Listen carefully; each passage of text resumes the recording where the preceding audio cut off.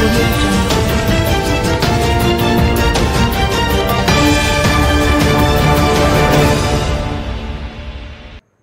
Media पत्रकारांची अवहेलना, राष्ट्रवादीच्या संवाद मेळाव्यावर बहिष्कार।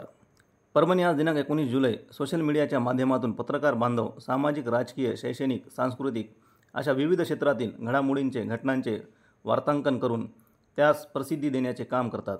हे काम नित्यनियमाने सातत्याने करतात। काही मुक्त पत्रकारिता करतात तर काही शोध पत्रकारिता। काही पत्रकारांचे उदरनिर्वाहाचे साधन पत्रकारिता आहे, तर काही जण छंद किंवा आवड म्हणून करतात। मराठवाड्यासारख्या दुष्काळी भागात बेरोजगारीचे प्रमाण अधिक आहे। त्यातल्या त्यात परभणीची अवस्था तर भयावह आहे।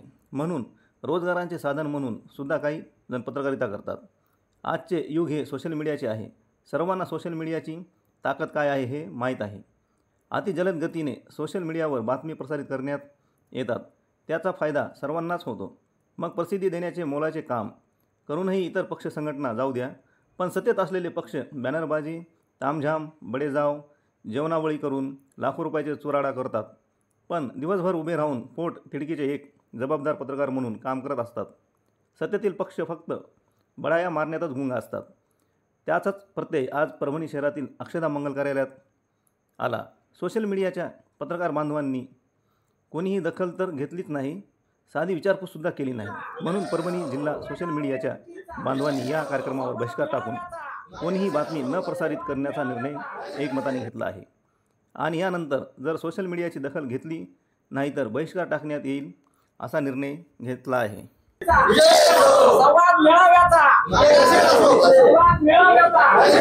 पत्रकार एकजुटीचा, पत्रकार एकजुटीचा, पत्रकार एकजुटीचा। तुम आगे बढ़ो, हम तुम्हारे साथ हैं। तुम आगे बढ़ो, हम तुम्हारे साथ हैं। पत्रकार एकजुटीचा, पत्रकार एकजुटीचा।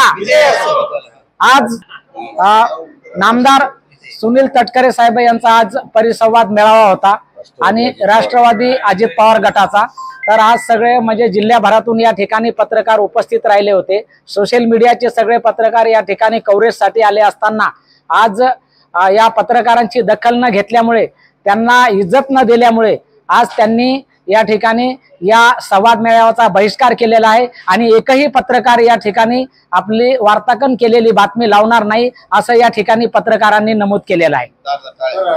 राजेश विटेकर साहेबांनी हा कार्यक्रम ठेवला होता, त्याच्याबद्दल काय व्यवस्था झाली नाही? राजेश विटेकर साहेबांनी हा कार्यक्रम, आमदार राजेश विटेकर साहेबांनी हा कार्यक्रम ठेवला होता।